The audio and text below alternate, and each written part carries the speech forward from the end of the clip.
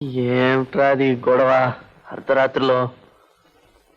గురుగారు, మీతో కొంచెం పర్సనల్ గా మాట్లాడాలి. మీ పర్సనాలిటీకి పర్సనల్ విషయం మాట్లాడాలా? అది కూడా అర్ధరాత్రిలో? ప్రేమ దానికదే పండటానికి అదే సపోటా పండ మనమే పండించాలి కదా. ఇప్పుడు ఏమంటావు? భయపడకుండా సుహాసినితో చెప్పేయండి, ఐ లవ్ యూ. బుద్ధి లేకుండా మాట్లాడకు. నాకు ఇలాంటప్పుడే సందేహం వస్తుంది, బుద్ధి మీకు లేదా నాకు లేదా అని. ప్రేమ పురాణం ఎత్తితే ఉన్న గౌరవం కాస్త పోతుంది. పోనేండి, ప్రేమ లేని గౌరవం దేనికి? నీ బోడి సలహాలు వద్దు, కాసేపు నిద్రపో.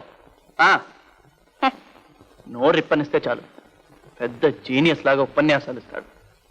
బుద్ధి లేని గాడిద. ఏది మళ్ళీ అనండి. బుద్ధి లేని గాడిద. థ్యాంక్ యూ, నేను మీ శిష్యుడినే కదా. గురుగారు, ఒక చిన్న రిక్వెస్ట్. ఏమిటో చెప్పు. కాస్త గుర్రు కొట్టకుండా పడుకుంటారా? మరేం చేయను, ఇంత రాత్రి వేళ మా నాన్నగారు పెళ్లి ప్రస్తావన మొదలు పెట్టారు. తప్పించుకొచ్చేసాను ఇక్కడికి. పెళ్ళంటే నీకెందుకంత చిరాకు? పెళ్ళంటే ఏమిటి? పిల్లల్ని గంటానికి ఒక లైసెన్స్, అంతే కదా. నాకొద్దు సార్. ఒంటరి జీవితానికి అర్థం లేదు. నీ ఆసక్తికి తగిన వాడిని చేసుకో. అయ్యో బాబోయ్, అలాగైతే నేను 6 డజన్ పెళ్లిళ్ళు చేసుకోలే. నాకు రకరకాల ఆసక్తులు మీకు తెలుసు కదా. పాటలో ఆసక్తి బాలమురళి కృష్ణ చేసుకోవాలి, కవిత్వంలో ఆసక్తి శ్రీశ్రీ గారిని చేసుకోవాలి, సినిమా అంటే పిచ్చి అమితాబ్ బచ్చన్ చేసుకోవాలి, క్రికెట్ అంటే వెర్రి గవాస్కర్ని చేసుకోవాలి. వీలవుతుందా సార్? సార్, నాకు ఒకే ఒక కోరిక, హాయిగా సంగీతం వింటూ ఆ పడంగా టప్పా కట్టేయాలి.